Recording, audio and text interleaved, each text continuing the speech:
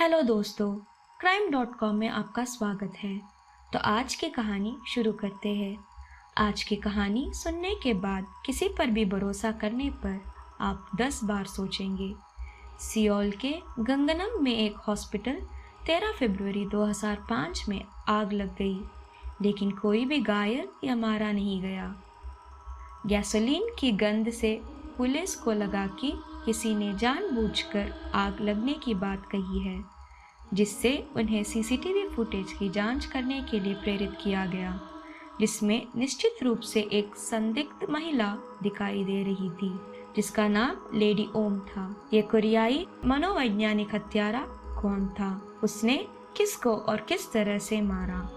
आइए जानते हैं crime.com में। ये कोरिया मनोवैज्ञानिक हत्यारा इयोन नाम की एक 29 वर्षीय महिला निकली। पुलिस ने उसे गिरफ्तार कर लिया, पूछताछ शुरू की और पता चला कि उसका एक छोटा बेटा है। पुलिसों ने मामले को बिना हिरासत में लिए आगे देखने का कठिन निर्णय लिया कि एक दिन इयोन के छोटे भाई को पुलिस स्टेशन बुलाया और उसने पुलिस को बोला कि मेरी बड़ी बहन के साथ बुरी चीजें होती रहती है।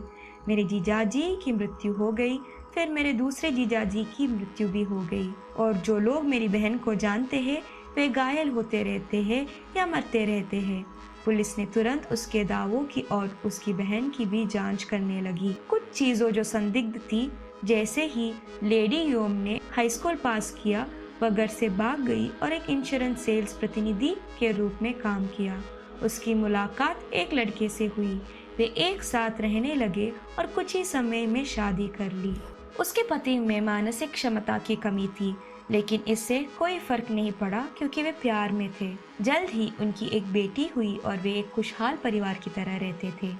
अधिकतर समय वह नशे में रहता था। उनकी बेटी एक डेस्क से गिर गई और जब वह सिर्फ 3 साल की थी तब उसकी मृत्यु हो गई। उनकी ट्रेजेडी यही खत्म नहीं हुई। लेडी इयोम के पति सदमे में गई।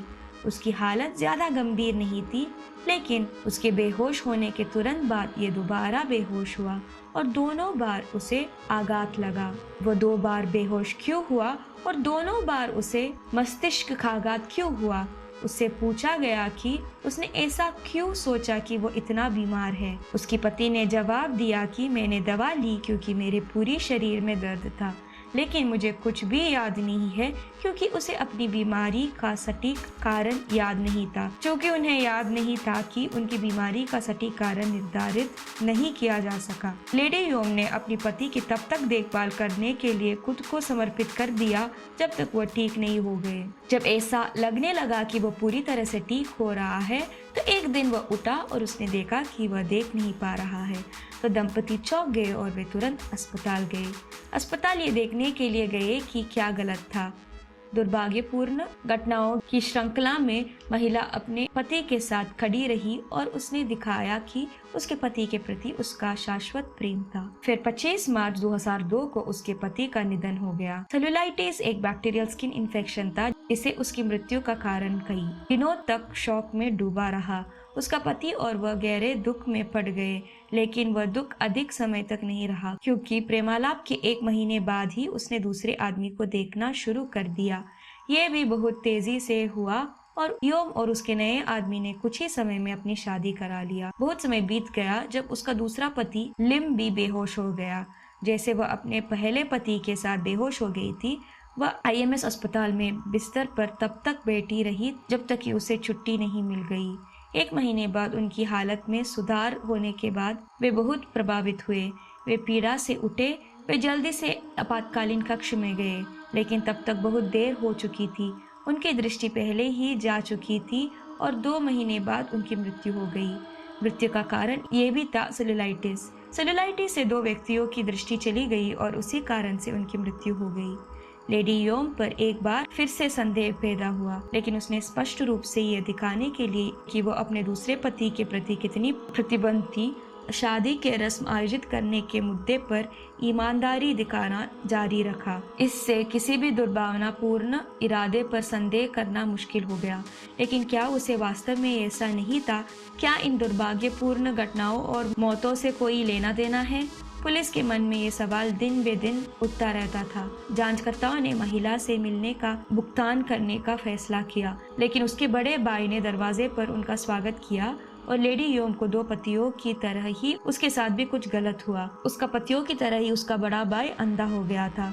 पुलिस ने उसकी माँ को भी घर में लेटा हुआ पाया, उसकी भी दृष्टि चली गई थी। यह सब महिला का बुरा काम निकला। उसने अपने दो पतियों, उसके बड़े भाई और यहाँ तक कि उसकी माँ को भी चोट क्यों पहुँचाई। इंश्योरेंस के लिए उसने यह सब किया।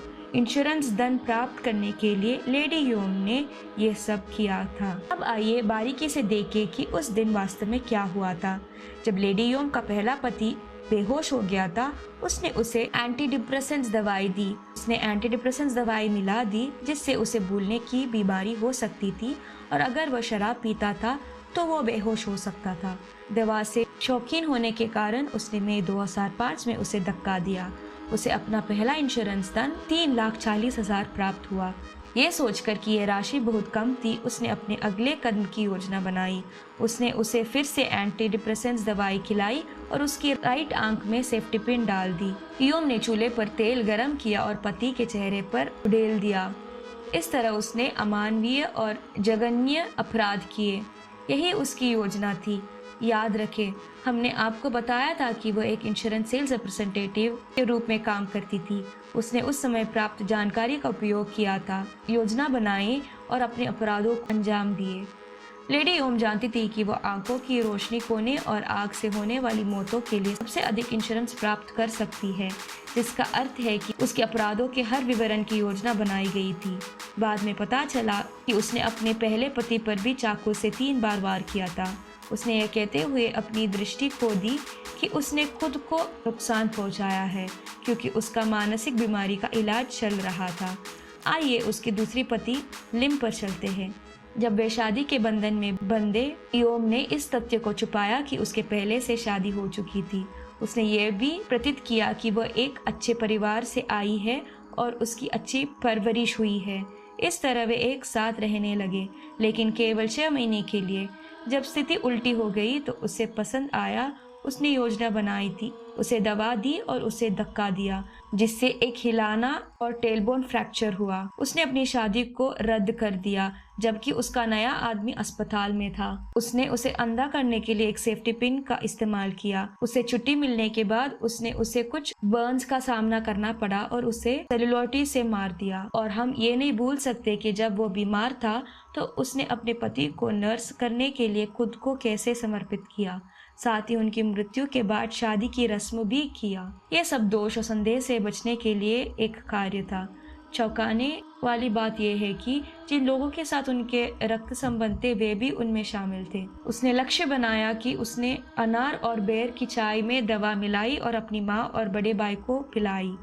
उसने अपनी माँ की आंखों में सिरिंज डालकर उसे अंधा कर दिया और अपने दोनों भाई की आंख में हाइड्रोक्लोरिक एसिड डालकर उसे अंधा कर दिया। इतना ही नहीं, उसने अपने बड़े भाई को एक बार फिर दवा खिलाई और साथ ही अपने छोटे भाई को आग लगा दी। सौभाग्य से दोनों बच गए, क्योंकि बड़े भाई को दवा से ज्यादा नुकसान नहीं हुआ और अपने छोटे भाई को जगाया, लेकिन वे दोनों जल गए। जिसका अर्थ है कि लेडी योम ने भाइयों को आग लगाने के बाद इंश्योरेंस में 200 मिलियन प्राप्त किए। आग लगाने के बाद वह एक नौकरानी के पास गई जो उसके लिए काम करती थी। उसने उसे बताया कि उसका घर जल गया है और उसके पास जाने के लिए कोई जगह नहीं है। उसने कुछ दिनों के लिए रहने के लिए जगह मांगी। उसे अपने लिए बुरा लग रहा था। नौकरानी ने लेडी योम को अपने घर में स्वागत किया और कई सप्ताह बीत गए। 1 महीने के बाद भी उसका छोड़ने का कोई इरादा नहीं था। नौकरानी अब और धैर्य नहीं रख सकी और उसने योम से चले जाने के लिए कहा। अनुरोध से नाराज होकर लेडी योम ने नौकरानी के घर में आग लगा दी। लेडी ओम ने नौकरानी के घर में आग लगा दी, जिसके परिणाम स्वरूप नौकरानी के पति की मौत हो गई और उसके बच्चों पर आजीवन जलन हुई। लेडी योम चुपचाप खड़ी नहीं रह सकी और नौकरानी और उसके बच्चों को अस्पताल में इलाज करते हुए देखा और इसलिए उसने अस्पताल में आग लगा दी। इस घटना ने पुलिस को उनकी जांच में मदद की और ये पता चला कि लेडी योम ने इतना बीमा धन एकत्र किए। कुल मिलाकर 2005 तक उसे बीमा राशि में करीब 1 बिलियन जीते। बाद में पता चला कि उसने बड़ी रकम विलासिता और मनोरंजन के खर्चों पर बर्बाद कर दी। अंत में उसने अपनी सभी अपराधों के लिए दोषी स्वीकार कर लिया और अदालत ने लेडी योम को आजीवन कारावास की सजा सुनाई। यौन एक महिला के मनोरोगी होने का अजीब मामला, अगर ये उसको आखिरी आगजनी का मामला नहीं होता तो वो कई अन्य लोगों की जान खतरे में डाल सकती थी। आप लोग कमेंट करके बताइए आरोपी को क्या सज़ा मिलनी चाहिए। अगर आपको ये वीडियो पसंद आया हो तो कृपया इसे लाइक करें, शेयर करें और अगर आपने अब तक सब्सक्राइब नहीं किया है तो प्लीज़ हमें सपोर्ट करें और इस चैनल को सब्सक्राइब करें। हमारे नई वीडियो की सूचना प्राप्त करने के लिए कृपया नोटिफिकेशन बेल आइकॉन पर क्लिक करें। मिलते हैं अगली वीडियो में। धन्यवाद।